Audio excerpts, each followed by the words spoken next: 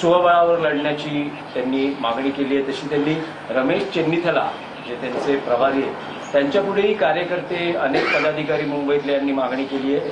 तर दुसरीकडे वडेट्टीवार स्वागतही करतात राज ठाकरेंचे। हे पहा की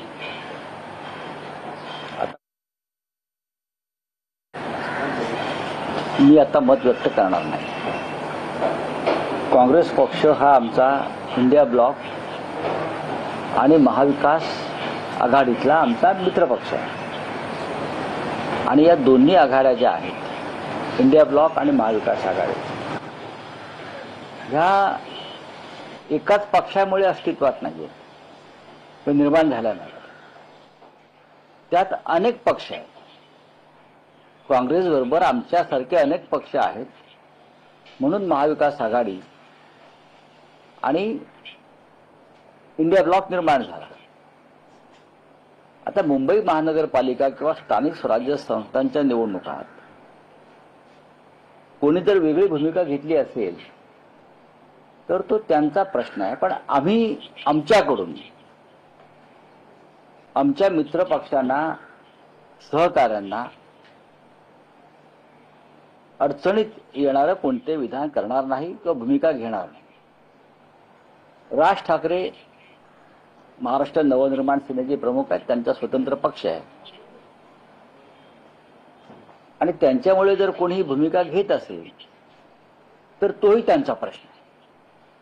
आम्हाला भारतीय जनता पक्षाचा पराभव करायचा आहे, आम्हाला मुंबई अडाणीच्या घशात घालण्यापासून वाचवायची आहे आणि ह्या मुंबईसाठी संयुक्त महाराष्ट्र समिती स्थापन झाली होती, लक्षात घ्या। आणि त्यात सुद्धा अशा प्रकारे सर्व पक्ष एकत्र आले।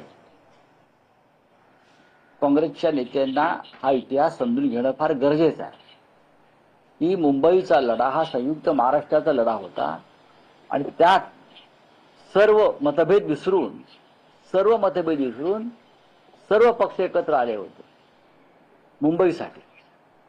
आणि आता पुन्हा एकदा साधारण त्याच प्रकारचं संयुक्त महाराष्ट्राच्या लढ्यासारखं वातावरण मुंबईत आहे।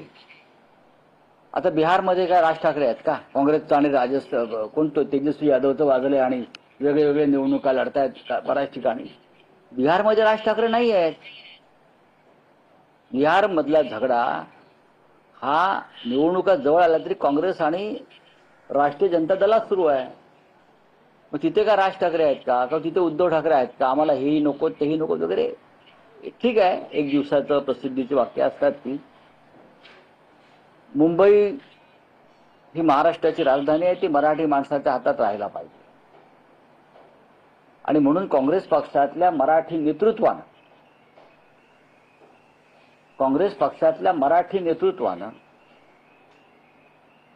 पुढलं जे संकट आहे मुंबईवरचं त्याचा गांभीर्याने विचार केला पाहिजे।